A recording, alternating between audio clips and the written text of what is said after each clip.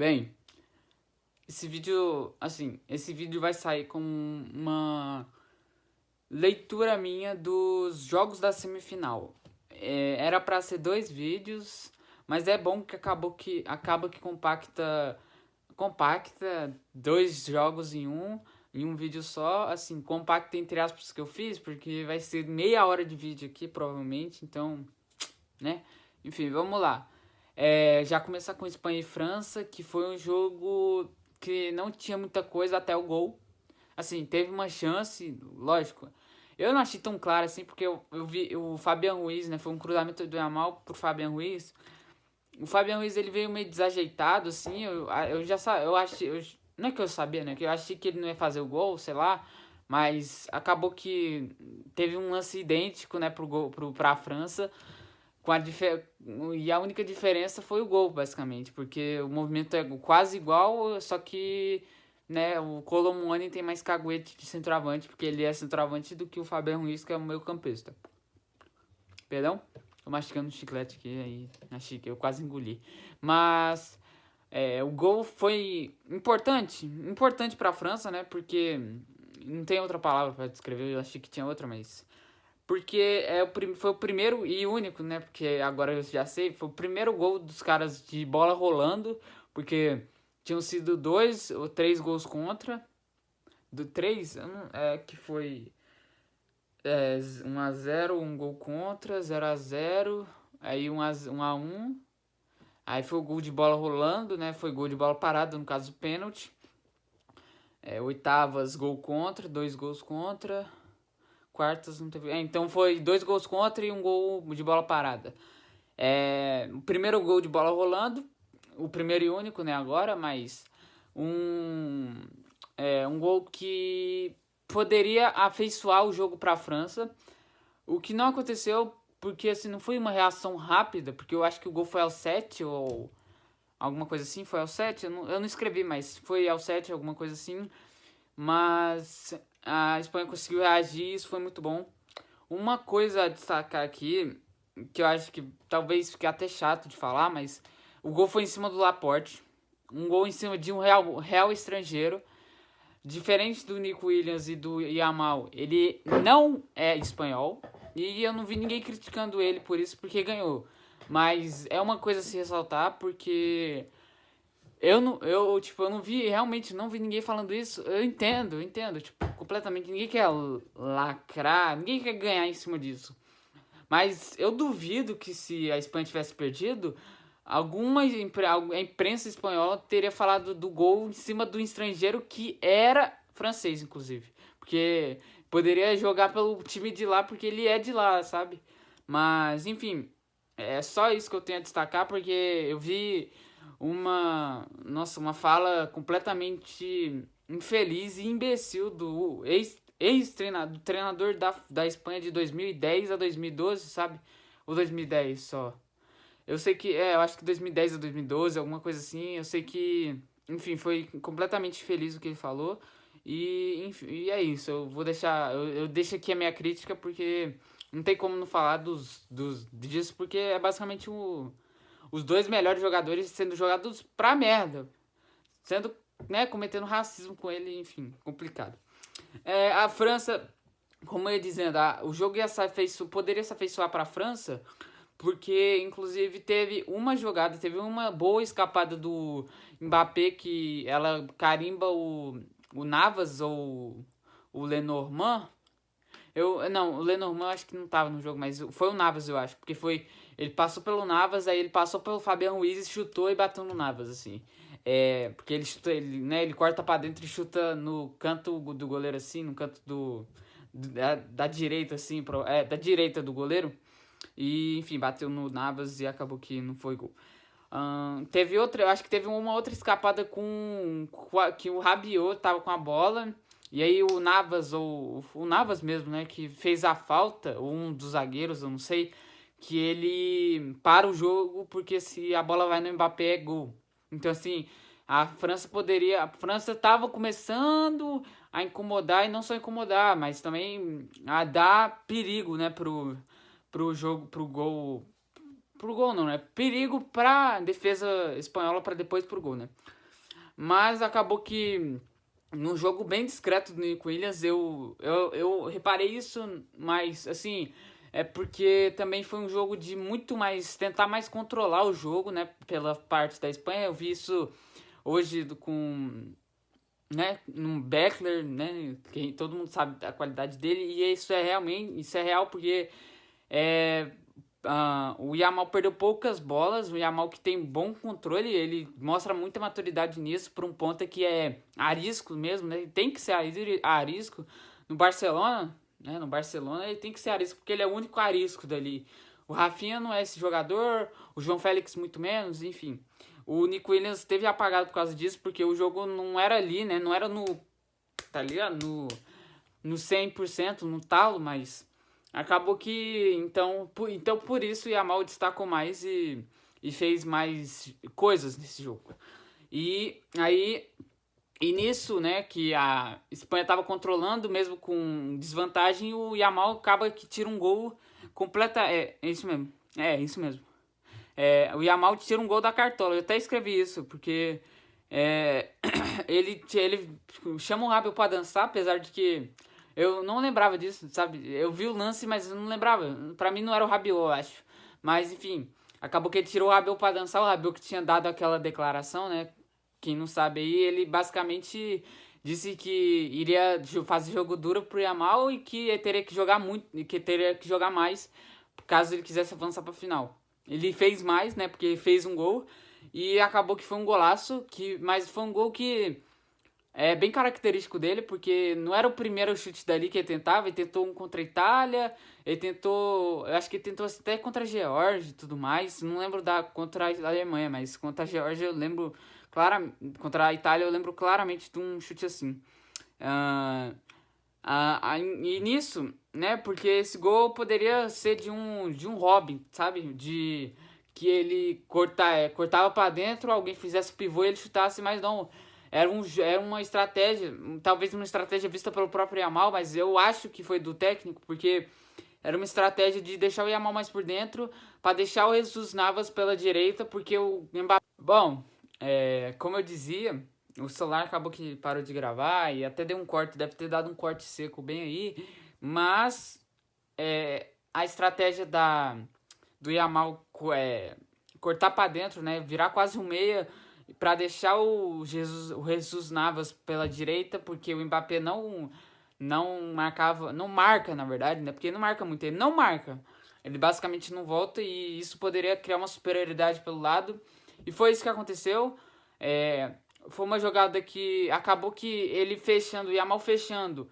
Naturalmente, o Hernandes que assim, o time da França é mais compacto e tudo mais, mas assim, o Hernandes acabou até fechando mais do que o cara que tava pela esquerda, que eu não sei se era o Kanté, o Tchouaméni, se era um dos pontas. Não era o Mbappé, né? Mas se era algum dos volantes, quais que eram e etc. Mas acabou que o time fechou e deu o campo deu a direita, né? Deu a profundidade lá pro Jesus Navas. Ele cruzou e no rebote veio o Dani Olmo que chutou pro gol, um gol que foi dele, mas que acabou que... É isso mesmo. Porque é uma anotação que eu fiz dele aqui, mas... um gol que foi dele, porque iria pro gol, né? Claramente não, mas ia pro gol. Tinham dado gol contra, mas acabou que mudou. Uma coisa a dizer do Olmo, que ele tem sido muito importante, né, nesse tipo desse jogo, principalmente das oitavas pra cá, porque o Pedro tava assim mais ou menos, mas o Olmo começou a aparecer muito bem das oitavas, né, das oitavas que ele fez o gol, jogou bem, das quartas que saiu o Pedro, ele entrou bem também, fez um gol, deu uma assistência, e agora que ele fez um gol, né, contra a França.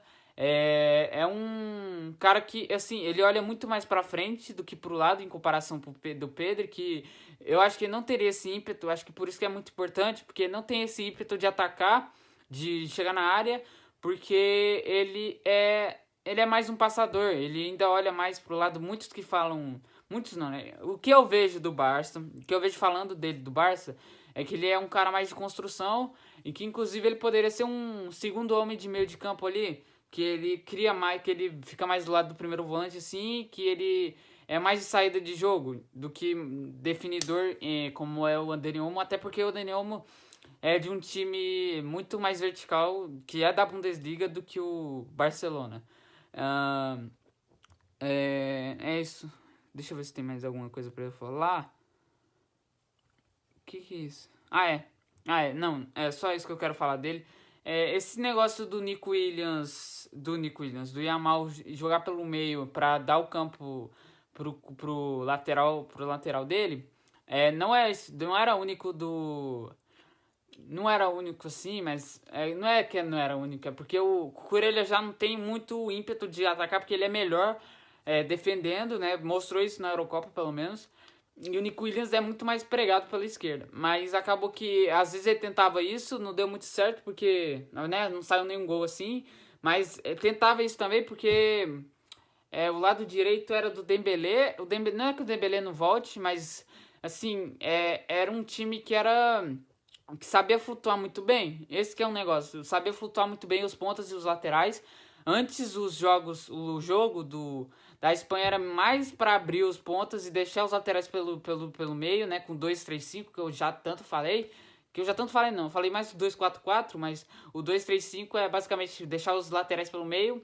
Aí quando pegava na bola os pontas, os laterais avançavam muito para tentar o cruzamento, principalmente com o Cucurella, que teve vários lances assim, eu não sei se alguém reparou, mas ele teve vários lances de chegar na área assim, tentar cruzar para trás, acabou que muitas eram bloqueadas, então acabava que era um lance esquecível, mas aconteceu bastante. Nesse jogo em específico não aconteceu tanto, porque né, o Nico Williams foi mais pelo meio. Não sei se talvez tenha sido uma estratégia para ter superioridade, para ter melhor superioridade técnica, né, no centro, porque tinha Kanté e Tchouaméni. Eu acho que Kanté e Tchouaméni, Kanté e Tchouaméni, então dois roubadores de bola, além do Rabiot, que assim, não é um operário, não é o Kanté, não é o Rabiot, não é o Tchouaméni, não é o Camavinga, mas é um jogador que rouba, que né, é um MC, né, um meio-campista, então pode ser um fator a mais. Eu não sei, é uma proposta minha. Eu deveria ter olhado mais números para falar isso, mas enfim. Assim, acabou que tentava isso também, mas não sei se era. Não acabou não dando muito certo e tal, então. Inclusive, a melhor participação do Nico Williams foi quando ele teve campo para correr e não quando a bola esteve mais parada, diferente do Yamal, que eu acho que é porque também é o estilo do clube e tudo mais. Enfim, eu não quero entrar nesses detalhes porque ainda tem mais um jogo para falar.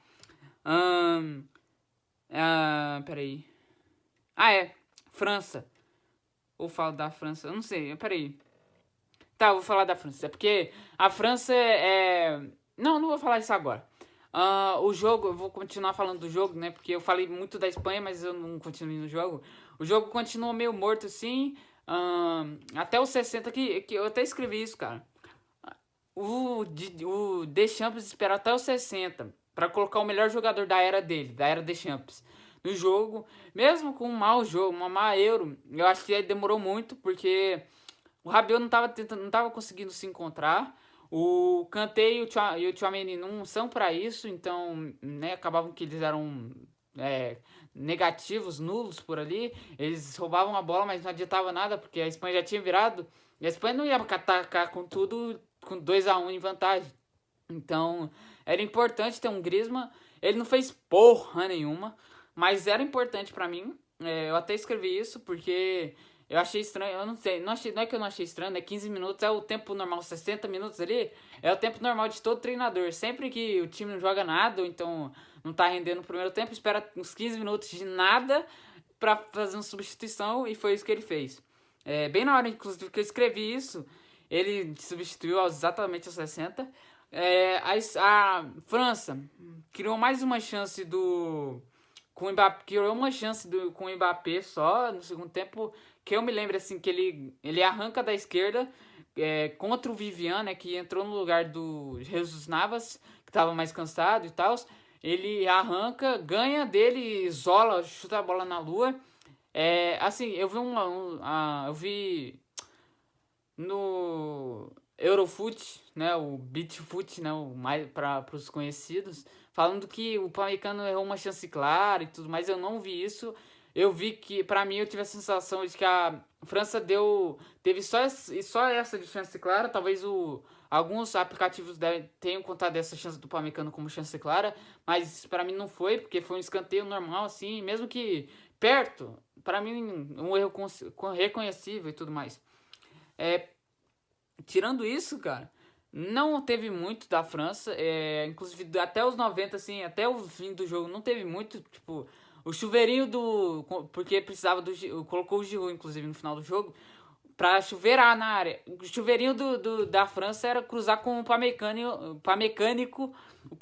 né? Pros menos íntimos. Ele cruzava, tipo, ele chegava assim, pô, a área tá aqui. O Giroud está aqui. Ó, o Giroud está bem aqui. Ele cruzava daqui. Ele tentava, assim, não é proporcional. Ele cruzava de 20 metros antes, assim. Depois, um pouquinho do círculo do meio de campo, ele cruzava. E, tipo, isso daí é o sonho de todo jogador, né, de todo zagueiro é que alguém cruze do meio de campo, tá ligado? Mesmo tendo o Giroud na área. Pra mim, isso é muito pouco. A França vai embora com uma sensação estranha, até porque o Mbappé também não jogou bem.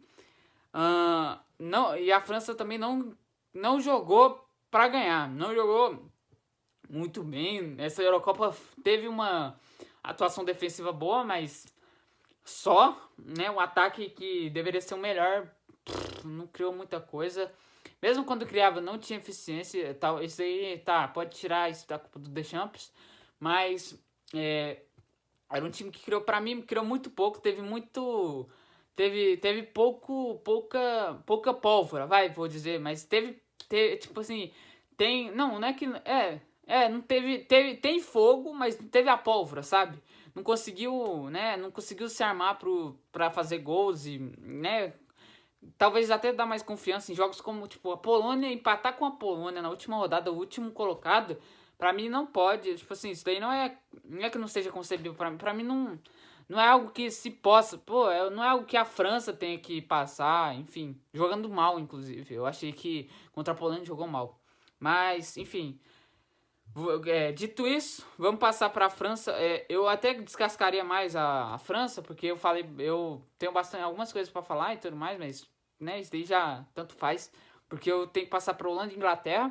Um jogo que começou até frenético, porque eu não escrevi isso que começou frenético, mas eu acho que em 15 minutos, 20, não sei, tava 1-1 já, então o jogo começou bem. A Inglaterra começou do mesmo jeito contra a Suíça, tentava pressionar mais em cima, mas não pressionava bem, né, principalmente no início do jogo, que a Holanda conseguia sair algumas vezes com bola no chão mesmo. A Holanda que, assim, né, tem um histórico mais, assim, tem até mais qualidade, tem qualidade para isso, né, sair pelo chão e tudo mais. É só um destaque para mim, porque para mim não tá fazendo esse encaixe muito bem no início do jogo, mas acabou que veio o gol do Xavi Simons, o primeiro chute no gol, né, da Holanda, um golaço, um bonito gol. Foi uma falha do Rice, inclusive, eu acho. Foi mais ou menos uma falha do Rice, né? Foi uma falha mais ou menos, assim, vou falar. Mas, aí depois disso a Inglaterra se lançou bem pro ataque. Isso pra mim foi muito surpreendente, porque a Inglaterra, depois de não sei, eu nunca vi um jogo da Inglaterra assim, sinceramente. Nunca vi um jogo que a Inglaterra, pelo menos nesse primeiro tempo, esteve tão inspirada. Conseguiu o pênalti, assim, logo depois, eu acho que com 17 minutos. Mas, assim, depois, não só depois, mas antes, depois, enfim.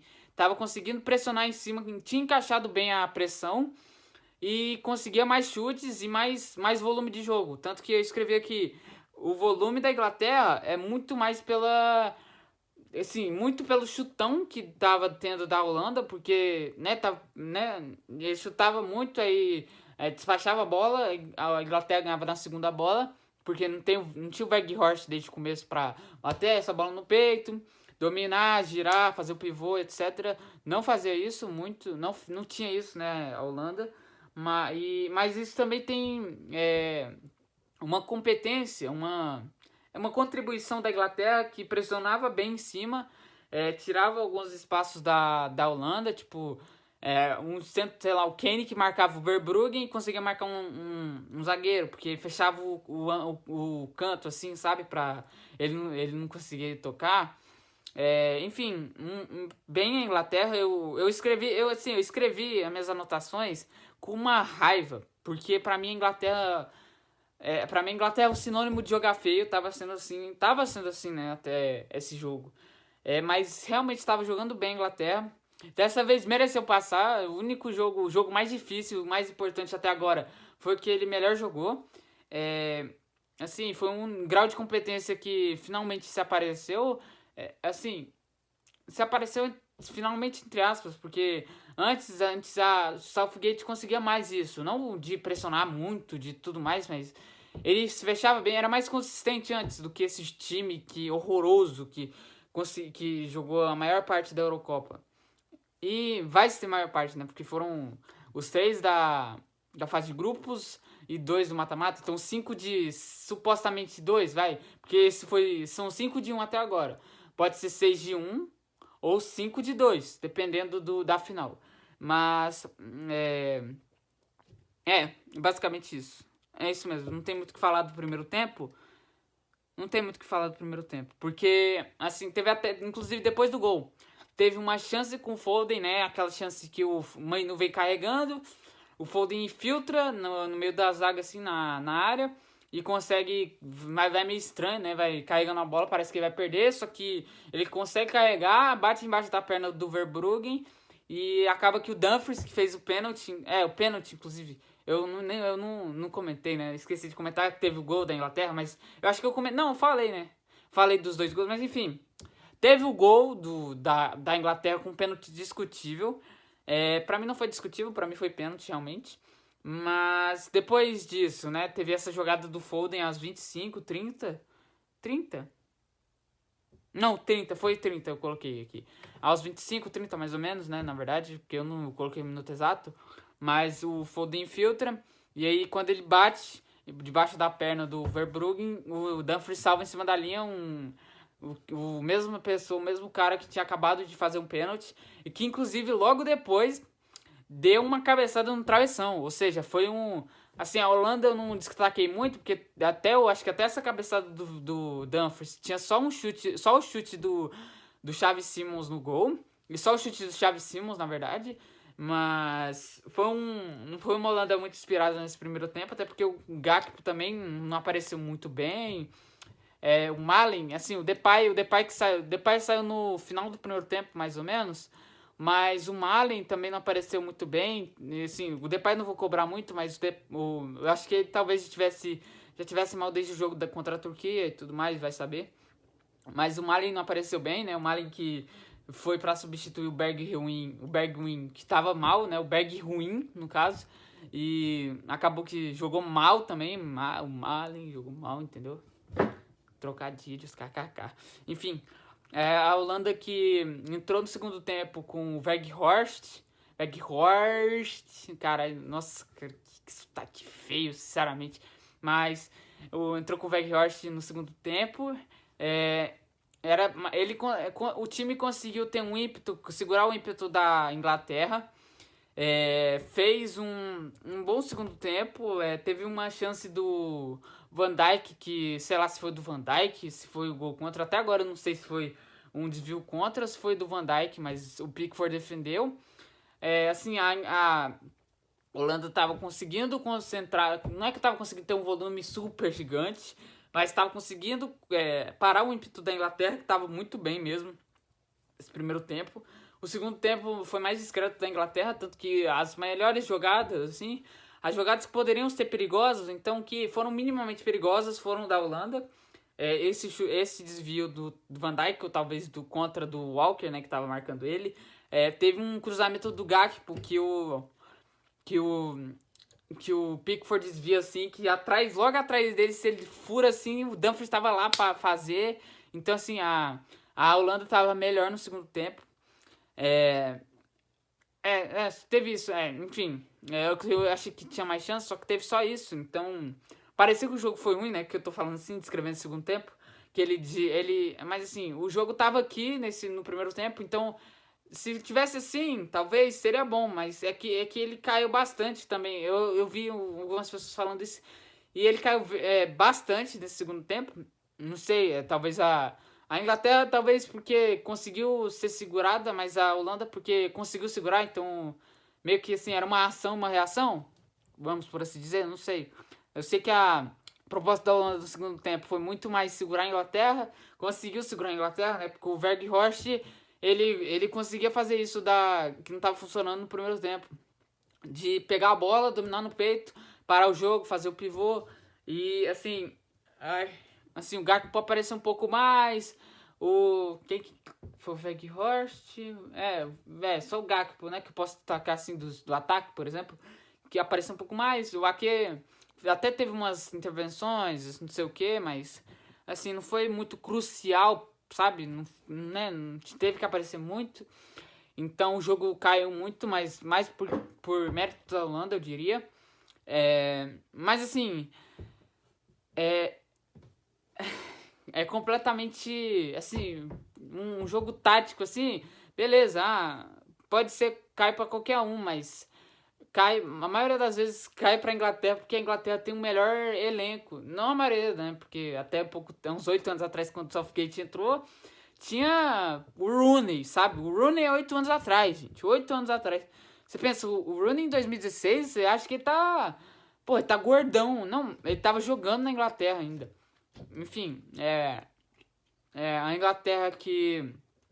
É a Inglaterra que se sobressai nesse individual. E foi assim que saiu, lógico, o Southgate, assim que saiu o segundo gol, vírgula, é lógico que o Southgate tem a sua parcela, é lógico que o Southgate tem até parcela por jogar bem, né, porque a Inglaterra finalmente jogar um jogo bem, mas, assim, ele tem a estrela, né, de colocar o Watkins, mas a estrela é maior do jogador, que também tá, assim, tava num jogo travado.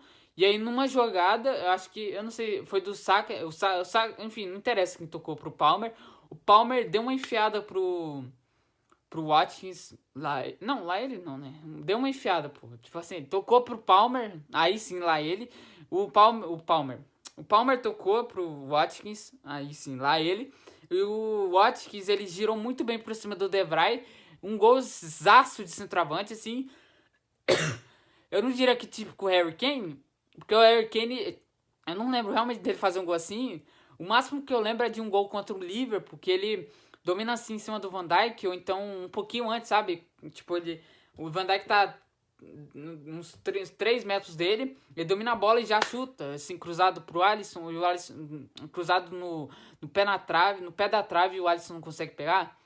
De resto, eu não lembro de um gol no Kane assim. Um gol realmente de centroavante, um golaço de centroavante, realmente foi golaço, porque, cara, foi um chutaço forte e que foi no pé da trave.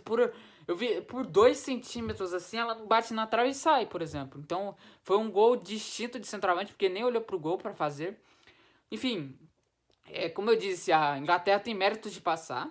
Ela mereceu mais passar do que dos outros jogos, né? Porque teve um brilho do Bellingham, um brilho do Saka e agora finalmente teve um brilho a mais, né, do time como um todo. Enfim, é basicamente isso que eu tenho a falar do jogo de Inglaterra e Holanda. Se você curtiu, deixa o like aí. Se você gostou... Não, se você discorda de alguma coisa ou concorda, escreva aí nos comentários, principalmente. Nem precisa deixar o like se você comentar alguma coisa, tá? O importante aqui é dar o comentário, ver o que você achou e tudo mais. E se você quiser, compartilha aí com alguém. E é isso. Valeu!